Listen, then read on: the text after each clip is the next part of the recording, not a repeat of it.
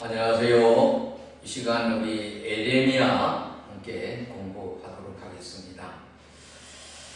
자, 페이지 8페이지 에레미야 14장 이후는 에레미야가 하나님 앞에 이제 중보기도하는 많은 그런 내용을 이어가고 있는 그런 모습을 보게 됩니다. 자, 유다를 위한 중보기도를 어떻게 보면은 그 행위와 더불어서 상징적인 표현을 통해서 참 기도하면서 또 애통해하고 아니 눈물을 흘리면서 그렇게 유다를 위하여 사명을 감당하고 있는 모습을 보게 됩니다. 이 첫 번째가 여기 8페이지 제일 하단에 2-2의 6번째 설교인데요. 이 설교는 이 가뭄에 관한 내용과 더불어서 그 일을 위하여 하나님 앞에 기도를 합니다. 이 가뭄과 기근은 유다 백성을 향하신 하나님의 경고이죠. 어떻게 보면은 사람을 직접적으로 하나님이 심판하시고 경고도 하시지만은 이 자연을 통해서 자, 우리 시편이라든지 하나님의 축복에 관한 내용에는 헬몬산의 이슬과 같이 하나님이 복을 주시마. 어떻게 보면은 하나님의 축복이 어떻습니까? 제사장들에게 기름을 부어서 그 기름 부음이 오늘날 우리가 이제 성령의 기름 부음이 우리 상징적인 표현이잖아요. 성령에 관한 표현이 여러 가지 있죠. 뭐 물에 관한 것도 있고, 또 불에 관한 말씀도 하셨고, 또 기름에 관한 이런 상징적인 표현으로 말씀을 하셨는데, 온 유다 백성들을 향해서 가뭄과 기근이 있게 되리라. 여러분, 농사 못 지으면은 여러분 비가 없으면 우리가 살기 어렵죠. 모든 인류의 이 문화 발전과 또 성장은 물 가까이 있습니다. 우리 한강의 기적, 나일강을 중심으로 해서 그 발언하는 창세기에도 그 네 강에 가는 말씀이 있잖아요. 요한계시록에. 그런데 어떻게 보면은 이제 비가 내리는 거는 이제 이른 비와 늦은 비 말씀하시잖아요. 이른 비는 씨를 뿌리는 비고 늦은 비는 결실을 가져오게 하는 비죠. 자, 그런 의미가 있듯이 이 가뭄과 이 기근은 최악의 어떤 하나님의 어떻게 보면 징계의 표현이기도 합니다. 하나님은 예전부터 가뭄과 기근으로 이스라엘 백성들의 교만을 이제 경고했습니다. 어떻게 보면 교만의 경고가 이 기근인데요. 이 자연재해로서의 고난을 넘어 유다 백성들의 영적 상태를 설교로 이렇게 이어가고 있잖아요. 6번째 설교. 기근이 닥치자 백성들은 기도하기 시작하지만은 그것도 어떻습니까? 이 공허한 기도, 울림의 기도, 미봉책의 기도를 하고 있음에 대해서 하나님은 그들을 안타까워하고 있는 모습을 보게 됩니다. 자, 14장을 에레미야 14장을 볼 것 같으면은 1절에 가뭄에 대하여 에레미야에게 임한 여호와의 말씀이다. 유다가 슬퍼하며 성문의 무리가 피곤하여 땅에 애통하니 예루살렘의 부러지점이 위로 오르도다. 참 여러분, 평안하면은 기도 생활을 잘 안 하게 되죠. 어려워질 때 우리가 뭐 병원을 가는 경우가 건강해서 찾는 경우는 많지 않습니다. 사실 건강할 때 병원에 찾아서 잘 건강검진해서 건강을 유지하는 것이 지혜로운 일이죠. 그런데 되게 이제 아파서 가는 거죠. 아파서. 자, 이 어려우시니까 하나님 앞에 막 부르짖어 기도를 합니다. 아마 성경에 기도에 관한 많은 기도의 부분이 있습니다만은 에레미야 시대처럼 하나님의 그 심판이 극에 이른 유다의 패망 직전 상황, 그 상황이 현장에서 에레미야가 사역을 하시잖아요. 20대 때 하나님 불러서 뭐 후에 뒤에도 나옵니다만은 하나님은 결혼도 하지 말아라, 뭐 상갓집도 하지 마라, 잔치도 하지 말아라. 그러면서 이제 오로지 하나님 앞에 기도하게 하시고 하나님의 뜻을 온전히 전하게 하시려고 에레미야에게 말씀을 하시는 모습을 보게 됩니다.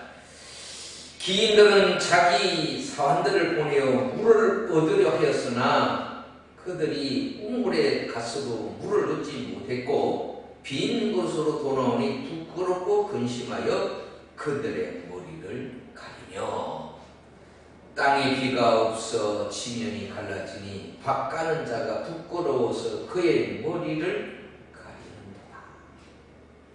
우리가 이제 천심은 민심이다 이런 얘기를 하죠.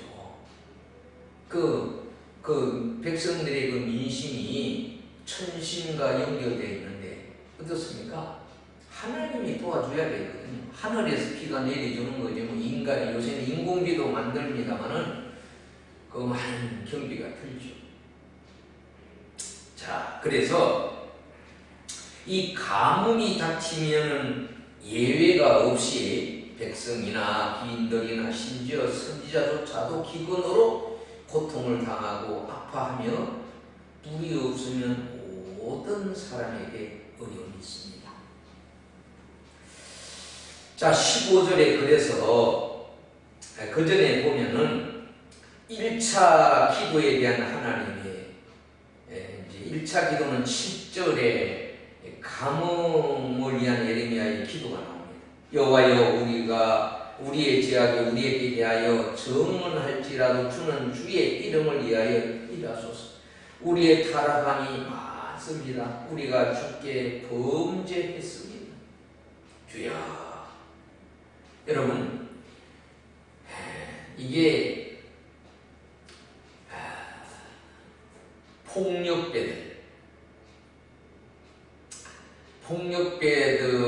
그 영화를 볼 것 같으면은 어떤 잘못을 저졌을 때 바짝 엎드려서 죽여주세요 그러잖아요. 여러분, 왕 앞에 그 범죄가 드러났을 때 특별히 뭐 왕의 가족이나 왕을 시해하려고 하는 그런 그것이 뭔가 드러나게 될 때는 그걸 알게 될 때는 바짝 엎드려서 죽여주세요. 에레미야가 그런 자세예요. 이스라엘의 소망이시오 고난 당한 때의 구원자시오 어찌하여 이 땅에서 거류하는 자같이 하룻밤을 유숙하는 나그네같이 하시나이까. 우리 모두가 나그네처럼 사람들의 마음에 그런 마음이 되는 언제 떠나야 되나, 어디로 가야 되나, 그런 참 두려움. 어찌하여 놀란 자 같으며 구원하지 못하는 용사 같으시나이까.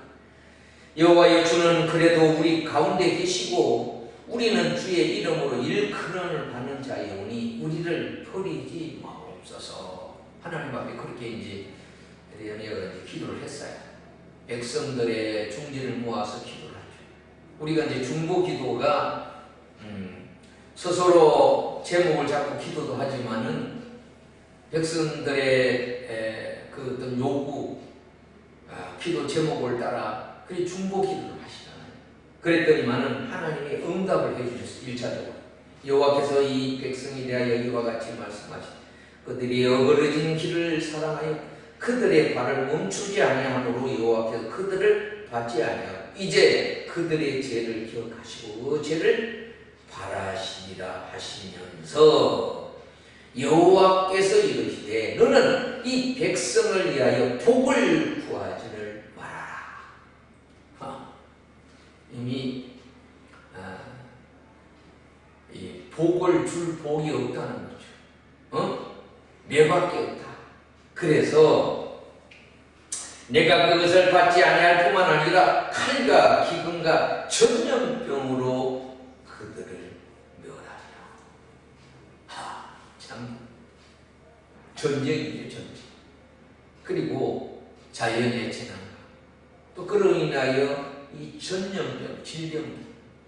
여러분 이런 동물들 자연에 있는 이런 동물들이 죽게 되면은 그 사체를 이 뭐 가마귀라든지 독수리라든지 이런 걸 먹고 그것이 다른 지역으로 날아가서 그것이 병을 옮기게 되는 경우들이 많이 있잖아요. 우리 뭐 코로나 시대 그 밖에 뭐 여러 그 방송을 들어보면은요, 이 철새들이 날아오면서 사체를 먹고 와서 어떻습니까? 변을 누게 됐는데 그 변들이 다른 걸 먹게 된다더니 다른 새나 접하게 됐을 때 거기에서 이제 있게 되잖아요. 사람들도 이렇게 전염되는 경우가 우리가 이 구강을 통해서도 있게 되지만은 심지어 헌혈을 통해서 그 피, 그 속에서 그게 정리되지 못한 일로 어떤 에이즈 같은 병 생기는 경우가 있다는 얘기를 들어요. 자, 그래서 예레미야가 다시 기도를 합니다. 13절에 보면 이에 내가 말하되 슬프도소이다. 주 여호와여 보소서. 선지자들이 그들에게 이르기를 너희가 칼을 보지 아니하였고 기근을 너희에게 이르지 아니할 것이다. 내가 이곳을 너희에게 확실한 평강을 주리라 하나이다. 여호와께서 내게 이르시되 선지자들이 내 이름으로 거짓 예언을 했다. 거짓말을. 여러분 지금 이게 얼마나 엄한 사안인데 거짓 예언을 해서 자기 마음의 거짓으로 너희에게 예언을 했다는 거예요. 16절은 그들이 예언을 받은 백성은 기근과 칼로 말미암아 예루살렘 거리에 던짐을 당하는 그런 무시무시한 이런 일이 있게 된다. 재난, 또 질병, 또 이게 무지한 거죠. 우리가 질 좋은 음식, 그게 양식이 되잖아요. 허접한 것이 되면은 뭐 건강에 해가 되는 경우들이 있죠. 자, 그랬더니만은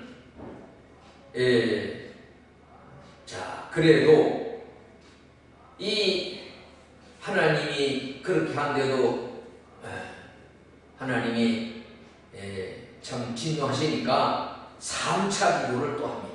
3차 기도. 자, 19절에 보면 주께서 유다를 온전히 버리시나이까 주의 심령이 시온을 싫어하시나이까 어찌하여 우리를 치시고 치료하지 아니하시나이까 우리가 평강을 바라도 좋은 것이 없고 치료받기를 기다리나 두려움만 보입니다. 그때 21절에는 주께서 우리와 세우신 언약을 기억하시고 패하지 마옵소서. 그때 15장에 하나님은 이제 응답을 하시잖아요. 3차 기도에 응답을 하나님이 해주세요. 1절에 봅니다.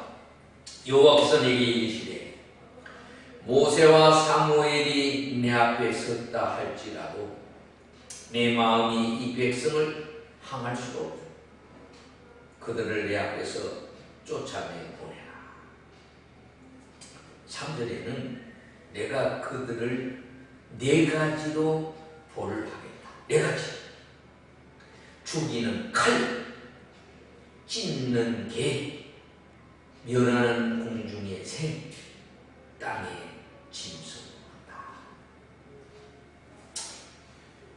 요새 이제 마블 세계 여행하는 세계 여행가들의 그 여행담을 제가 얼마 전에 봤는데,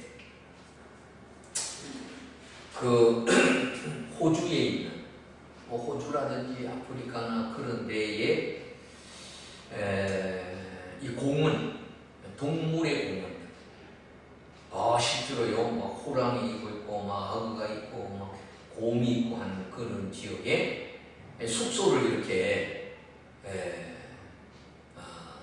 이렇게 2층으로 짓는다고 해야 되죠.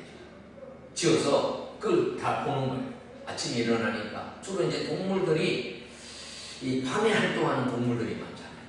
낮에는 잘 눈이 띄어서 위험한 상황에 처하는데, 사실 우리 동물의 세계라고 하는 KBS 방송을 하는데, 그 방송 하는 걸 어쩌면 그렇게 리얼하게 잘 찍어서 보내주는데, 참 동물의 왕국이지만은 항상 위험이 도사리고 있어요. 호랑이라고도 안전하지 않습니다. 사자라고 해서 안전하지 않고, 악어라고 해서 그들을 생명을 이어가는, 참 봤어요. 자, 유다가 심판받는 이유에 대해서 6절에는 내가 나를 버렸고 내게서 물러갔다. 그때 에레미야가 탄식을 합니다. 10절에 보면은 15장 10절, 내게 지하였다. 나의 어머니에게서 나를 온 세계 다투는 자와 싸우는 자로 만날 자로 나오셨다. 내가 꾸어주지도 아니하였고 사람이 내게 꾸이지도 아니하였건만은 다 나를 저주를. 사람들이 욕하고 저주하고 나라가 파멸에 이르는 상황에 포로로 잡혀가고 정말로 절망적인 상황입니다. 여호와께서 이르시되 내가 진실로 너를 강하게 한다. 너희들이 복을 받게 할 것이며 내가 진실로 내 원수로 지향과 재난의 때에 내가 강구하게 하리라. 자, 14절에는 원수와 함께 내가 알지 못하는 땅에 이르게 하리라. 자, 전쟁은 비참하죠. 탈취물은 모든 것을 가져가고, 심지어 사람도 물건 취급이잖아요. 노예자 주고 팔고 할 수 있는 물건에 지나지 않습니다. 이 포로들, 노예 참 비참하죠. 그러나 오늘날에는 이제 포로도 이제 함부로 할 수가 없고, 다시 이제 그날로 돌려보내는 그런 일을 국제사회에서 하고 있음을 보게 되면서 참 대단하다, 그런 생각을 하게 됩니다. 자, 15절 이하에는 에레미야가 하나님 앞에 이렇게 보호해달라는 기도를 합니다. 여호와여 주께 하시오니 원하건대 주는 나를 기억하시며 돌아보사 나를 박해하는 자에게서 보복해 주시고 또 나로 멸망하지 아니하게 하여 주세요. 참 위협을 많이 느끼잖아요. 요새는 목회자도 큰 교회 목회자의 보디가드가 있다. 왜? 위협을 느끼는 일들이 있다는 거예요. 여러분 뭐 대통령 후보라든지 대통령이 해외에 나가면요 보디가드뿐만 아니라 국가가 여러분 우리나라 대통령이 해외 갔다가 돌아오시면 공항로로 지난번에 지날 때 보면은 사전에 몇 주 전부터 그 거리를 점검하고 또 배치받아갖고 다 그렇게 보호하고 준비하는 모습을 보이게 됩니다. 자, 그래서 이 응답으로서 회개하며 촉구할 뿐만 아니라 보호해 주리라는 약속을 받게 되는 것이 19절에 보면 여호와께서 이와 같이 말씀하시되 내가 만일 돌아오면은 만일입니다. 잘 안 돌아올 것 같거든. 그러나 만일 돌아온다면 내가 너를 다시 이끌어 내 앞에서 세울 것이고 내가 만일 헛된 것을 버리고 귀한 것을 말한다면은 너는 나의 입이 될 것이다.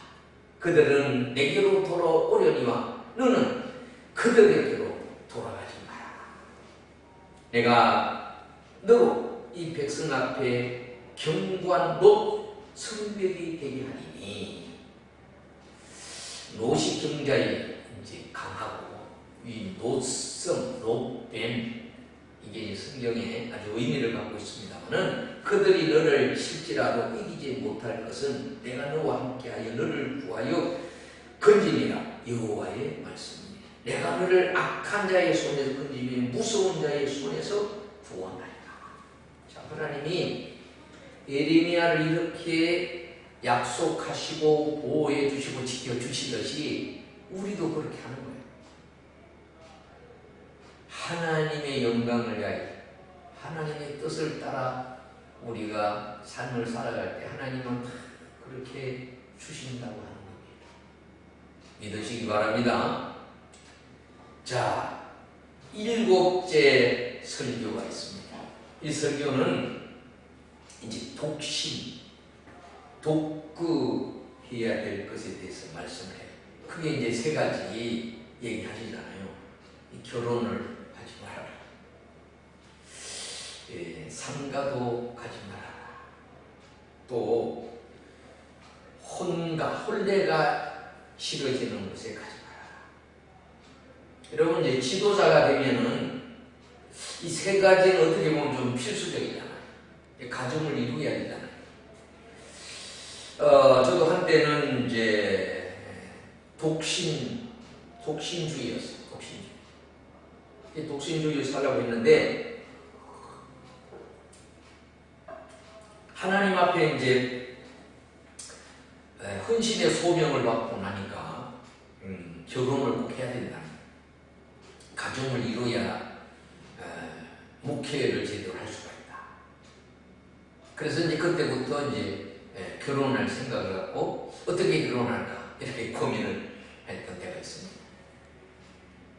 한 25세 정도까지는 제가 독신주의자였어요. 그리고 이제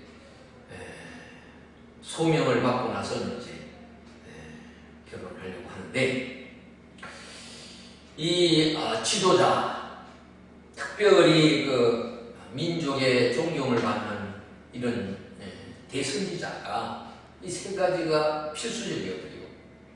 결혼해서 가정을 이루고 또 행복한 모습을 보여주는 거. 그리고 애경사가 있을 때 방문하고 위로하고 축하해주는 건 당연한 일이잖아요. 여기까지 몰라. 16절 이하 선지자는 자신의 극단적인 삶의 방식을 통해서 곧 닥쳐올 하나님의 진노를 경험하셨기 때문이다. 유다의 멸망, 또 어떻게 보면 구체적인 종말에 대한 구체적인 그 하나님의 진노하심은 피할 수가 없다. 우리 이제 창세기를 볼 때 노아 홍수, 그래서 이제 100여 년, 120년에 걸쳐서 방주를 짓게 하고 얼마나 하나님이 간절한 마음으로 외치게 하시겠어요. 그렇게 외쳤지만은 사람들이 시집가고 장가갔듯이 참, 응? 그래서 16장 2절에 이렇게 얘기합니다. 너는 이 땅에서 아내를 맞이하지 말며 자녀를 두지 말아라. 이렇게 말씀합니다. 여러분 이사야도 여러분 가족에 대한 수제를 하고 있고 에스겔도 그랬어요. 그리고 또 어떻습니까? 호세아 같은 경우는 참 그렇게 창녀처럼 지내는 아내를 끝까지 사랑하고 데려오게 하시잖아요. 또 예수님도 어때요? 그 혼인 잔치집에 가셔서 그 축하해주고 부모님 만나고 또 그 잔치집에 가장 소중한 이 포도주 떨어져서 그것을 표적으로 나타내 주시고 그러시잖아요. 그런데 이 세 가지를 하지 말라. 자, 독신 명령에 이어 마치 버림받은 자처럼 독거 생활을 하라. 그런 얘기죠. 요새 이제 신부 또 스님 이런 분들 스카타니를 맞이하여 오늘 아침에 보니까 스님들이 아침마당에 나와서 노래를 하시는 거예요. 이야, 잘해.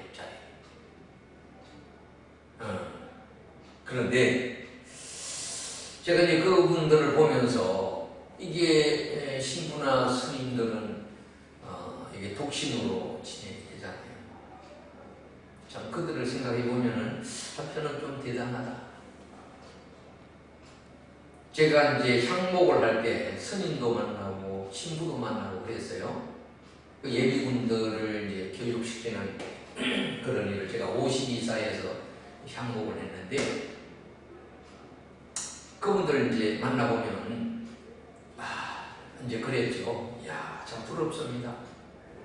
어떻게 온전히 그렇게 결혼도 안 하시고 참 젊은 시절뿐만 아니라 그렇게 올인해서 이렇게 하신다니 대단합니다. 그랬더니만 아니라고. 우리가 부럽다. 결혼하고 자녀를 낳고 이렇게 지내는 일이 참 본인들은 감당할 수가 없을 것 같아요. 듣고 보면 또 그렇게 같기도 해요. 여러분 행복이라는 게 참 결혼의 행복, 자녀를 낳았을 때 행복이 크죠. 그런데 그 자녀들을 키워가면서 얼마나 속상한 일이 많습니까? 괴로운 일이 많고 그랬어요. 자, 독거 생활할 뿐만 아니라 초상집에 가지도 말고 울지도 말라고 하시고 잔치집에 가지도 말라고 하시고 이 일상의 기쁨이나 그 애통을 어떻게 보면 이제 결혼을 하고 그런 집에 가봄으로 실질적인 슬픔이나 기쁨을 경험할 수가 있는데 그런 것들이 어떻게 보면 다 필요 없을 정도로 하나님이 진노하고 계시는 그런 모습을 보게 됩니다. 자, 그래서 심판의 전조로서 이 8절에도 너는 잔치집에 들어가서 그들과 함께 앉아 먹거나 마시지 말도록 하고 이 백성들의 원성, 반문 뭐 여러 얘기가 있을 거 아니에요. 선지자님 우리를 위하여 그렇게 기도하셨는데 하나님이 응답이 없으십니까? 어찌하여 이렇게 우리를 이런 징에 이렇게 합니까? 그런 얘기를 들었을 때에 10절에 이렇게 얘기합니다. 내가 이 모든 말로 백성에게 말할 때에 그들이 내게 묻기를 여호와께서 우리에게 이 모든 큰 재앙을 선포하시면 어찌 됨이며 우리의 죄악은 무엇이고 우리가 하나님 여호와께 범한 죄가 무엇입니까? 구체적으로 얘기를 해주세요. 그래야 고치지 않습니까? 그렇게 얘기를 이제 하는 거죠. 하나님은 분명히 메시지와 행동 설교로도 꼼짝하지 않는 유다 백성들에게 제가 금강석 끝 철필로 기록된 마음판과 같다고 얘기를 지금 합니다. 17절에 가서는요. 자, 17절 1절 얘기하잖아요. 유다의 죄는 금강석 끝 철필로 기록되되 그들의 마음판에 그들의 제단 뿔에 새겨졌다. 제가 이제 70년도 이제 후반부터 목회 사역을 하게 됐는데요. 그 목회 사역을 할 때 우리가 이제 추보를 만들지 않습니까? 인쇄물을 만들어요. 그때 인쇄물을 만들 때 원본을 쓸 때 이게 철필로 쓰거든요. 철필 단단해야 돼요. 왜? 쇠 위에다가 먹지를 넣고 거기다 쓰잖아요. 그 먹지가 결국은 이제 그게 배어나서 글씨가 됩니다. 그래서 이제 주부를 만들 때 기억하는데 그 지금 철필 얘기를 합니다. 9절 17에는 만물보다 거짓되고 심히 부패한 것은 내 마음이다. 참 하나님이 이 에레미야서를 볼 것 같으면요, 참 이 자연, 이 땅에 존재되는 걸 가지고 이 금강석, 이게 그렇게 단단한 거예요. 하기야 제가 이제 대만을 선교를 갔었는데 대만에 제가 옥산이라는 걸 방문했어요. 이야, 산이요. 예. 끝이 보이지 않을 정도로 이렇게 산이 높았어요. 그리고 계곡은 깊어요. 그 옥으로 다 산이 되어 있어요. 근데 제가 더 놀란 거는 그 옥을 가지고 이제 침대도 만들고 뭐 이 탁자도 만들고 식탁도 만들고 그런 데들 있잖아요. 요새는 강대상도 옥으로 된 강대상들이 있잖아요. 그런데 그 옥을 귀하고 소중한 옥을 물로 가지고 그거를 짜가요. 물로 가지고. 참 신기하다 그런 생각이 드는데 내가 내게 준 내 기업에서 내 손을 뗄 것이며 또 내가 너로 하여금 알지 못하는 땅에서 원수를 섬기게 됩니다. 이제 포로가 돼서 어떻습니까? 뭐 다니엘도 포로가 되어 가서 섬기는 가정에서 하나님만 섬기겠다고 하는 가정에서 이제 많은 어려움을 당하게 되죠. 자, 사람을 의지하는 자의 저주에 대해서 5절에는 여호와께서 이와 같이 말씀하시기를 무릇 사람을 믿으며 육신으로 그의 힘을 참고 마음이 여호와를 떠나는 사람은 저주를 받을 것이다. 그러면서 그러므로 무릇 여호와를 의지하여 여호와를 의뢰하는 그 사람은 복을 받습니다. 그러면서 만물되고 거짓된 이 부패한 것이 사람입니다. 여러분, 부패해도요. 여러분, 우리 장기가 이게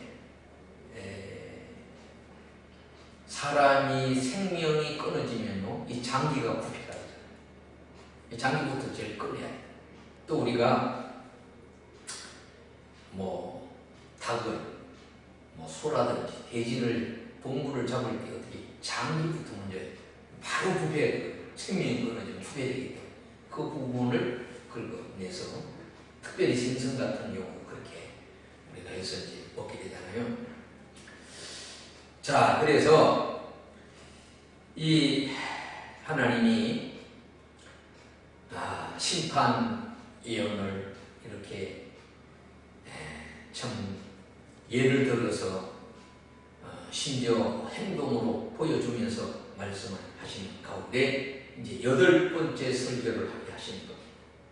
유다의 죄와 또 하나님의 구원을 약속해 주시는 내용의 말씀으로 18장에 말씀을 하고 있습니다.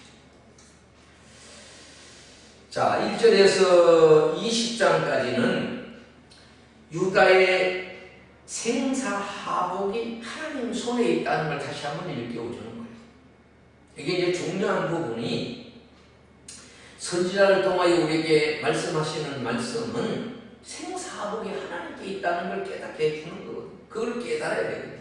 죽고 사는 게 하나님 손에 있음에도 우리 인간들이 그걸 잘 깨닫지를 못해요. 조금 뭐가 좋아지면은 좋아하고 기뻐하고 그러다가 또 어떻습니까? 미련한 일을 행하는.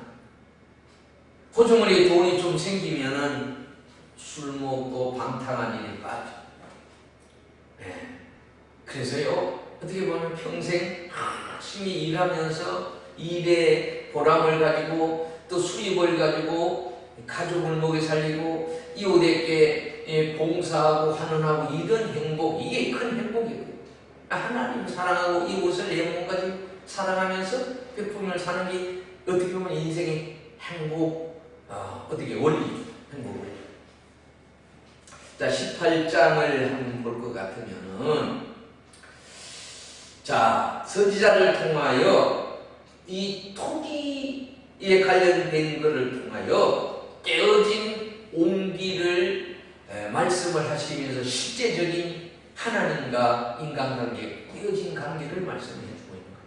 제가 이제 대대 공부를 할 때 그 첫 번째 나오는 창세기에서 여러분 인간이 타락됐을 때 깨어지는 이 악보, 찢어지는 거. 여러분 악보는 정교하게 그 음에 대해서 높낮이를 하고 있는데 그게 깨지는 거죠. 악기가 깨어지면 재소리가 안 나오고 줄이 끊어지면 재소리를 낼 수 없듯이 인간이 그런 하나님과 관계가 그런 관계가 됐다. 자, 하나님께로부터 에레미야에게 말씀이 임했습니다.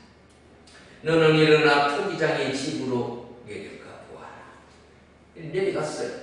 진노로 만든 그릇이 토기장의 손에서 터지며 그것으로 자기의 의견에 좋은 대로 그릇을 만들어가는 걸 보게 돼요. 토기장이가 이제 그릇을 이렇게 자기가 원하는 대로 만들듯이 어떻게 우리 인간도 하나님이 그렇게 만들으셨다는 거죠. 질그러서 깨어지기 쉬운 그릇. 여러분 쇠로 된 그릇이 얼마나 단단해요. 돌로 된 그릇도 단단하죠. 그런데 흙으로 된 이 그릇은 약하잖아요. 부딪혀도 깨지고. 그러나 사실 흙으로 된 그릇이 우리 건강에도 좋고 참 다양하게 뭔가를 만들 수 있는 것 중에 하나가 이 토기로 만든 그런 것인데, 자, 토기장이 이제 비유를 이제 말씀하셨는데 6절에 보면 여호와의 말씀이라 이스라엘 족속아 이 토기장이가 하는 것 같이 내가 너희에게 행하지 못하겠느냐. 이스라엘 족속아 진흙이 토기장이의 손에 있음 같이 너희가 내 손에 있다. 토기가 사람이 잘 보호를 해줘야 되는데 부딪히면 깨지잖아요. 우리 인간이. 제가 오늘 이 밴더를 붙였는데요. 아침에 일어나서 제가 옷걸이에 있는 옷을 이렇게 하다가 옷걸이의 쇠가 여기에 닿은 거예요. 그래가지고 상처가 생겼어요. 상처. 야, 우리 몸이 참 약하죠. 자, 그러면 회개를 촉구합니다. 11절에는 그러므로 이제 너는 유다 사람들과 예루살렘 주민들에게 말하여 이르기를 여호와의 말씀이 보라 내가 너희에게 재앙을 내리며 계책을 세워 너희를 치려하는데 너희는 각기 악한 길에서 돌이키라. 여러분 그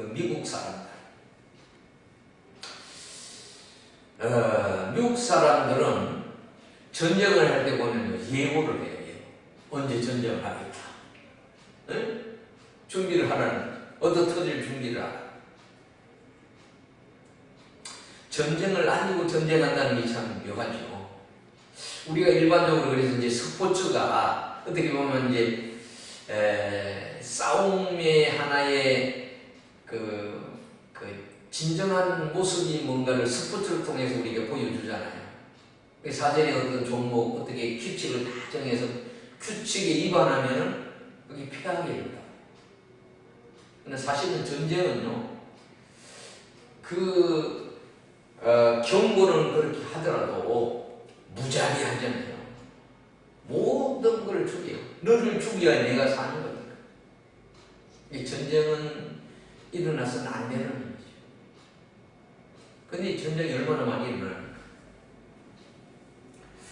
자, 13절에는 유다에 대해서 그러므로 여호와께서 이같이 말씀하시냐. 너희는 누가 이러한 일을 들었는지 여러 나라 가운데서 물어보라. 전혀 이스라엘이 심히 가증한 일을 행하였다.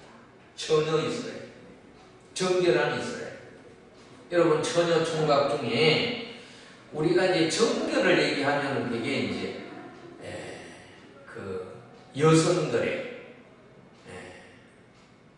그 정조, 지조에 대해서 얘기하잖아요. 응?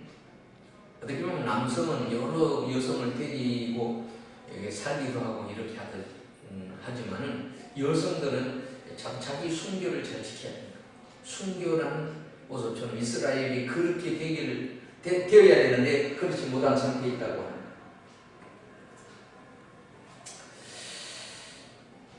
자, 예레미야가 이제 불평을 합니다. 18절에 그들이 말하기를 오라 우리가 깨를 내어 예레미야를 치자. 제사장에게서 율법이 지혜로운 자에게 생략이 선자에게 말씀이 끊어지지 아니할 것이니 오라 우리가 혀로들을 치고 그 어떤 말에도 주의하지 말자. 이렇게 했다는 거예요. 자, 그 얘기를 듣고 이제 기도를 하잖아요. 19절에 여호와여 나를 돌아보사 나로 더불어 다투는 자의 목소리를 들어 좀 봐주세요. 어찌 악으로 선을 갚으리까마는 그들이 나의 생명을 해하려고 구덩이를 파나이다. 예레미야가 참 장가도 안 가고 잔치집에도 안 가고 그렇게 지내는데 이렇게 참 비난도 하고 조롱도 하고 핍박도 하고 심지어 이렇게 저들이 모함을 해서 이제 괴롭히게 되는 그런 일들이 있게 되는 걸 보게 됩니다. 자, 그래서 하나님이 말로 해서 안 된다. 뭔가를 그들에게 보여줘야 되는데 이게 통일장의 일로 그걸 보여주시겠다고 하는 거죠. 19장에 보면은 어떻게 심판이 임할 것에 대해서 이렇게 말씀할 때에 여호와께서 이와 같이 말씀하시되 가서 토기장의 옹기를 사고 백성의 어른들과 제사장의 어른 및 사람과 하시드문 어기 곁에 있는 흰놈의 아들의 골짜기로 가서 거기에서 내가 내게 이런 말을 선포하리라.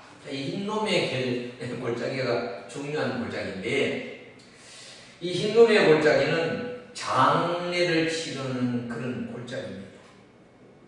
우리 사람이 돌아가시면은 어떻습니까? 병원을 가서 영안실에 있게 돼요.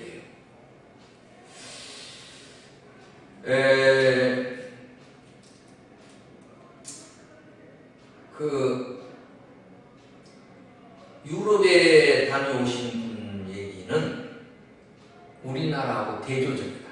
우리나라는 사람이 죽으면 병원으로 가서 거기에 영안실이 있게 되는데 그리고 거기서 장례를 치러서 요새는 화장터에 가서 화장을 하고 이러잖아요. 그런데 유럽에는 그거를 교회로 가죠. 교회 안에 장례. 오늘날도 요새 교회 안에 장례장이 있는 데가 있다고 해요. 그 사람들은 다 교회로 와서 마지막 교회를 들려서 가고. 왜?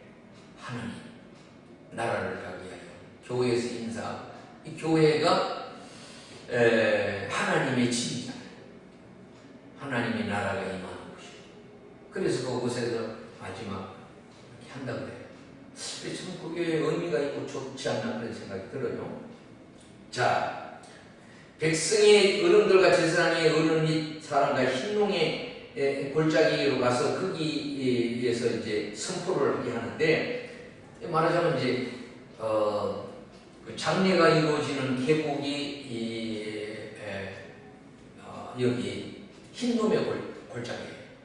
그래서 예루살렘 성 바깥 지역이 그 흰놈의 골짜기가 있어요. 거기 장사를 치르는 장식. 그리고 여러분 이스라엘 가보면 이제 무덤이 돌무덤으로 되어 있잖아요. 우리가 이제 부활의 때를 맞으면 다 부활하게 된다고 합니다. 제가 그 동산에 가보니까요, 그렇게 무덤이 많은데 이 하늘을 향해 있는 그런 모습을 봤습니다. 아무튼 하나님은 이 토기장이 사건을 통하여 하나님이 그들에게 실질적으로 행동으로 보여주시는 모습을 보게 됩니다. 예, 여기까지 오늘 강의를 마치도록 하겠습니다. 예, 수고하셨습니다.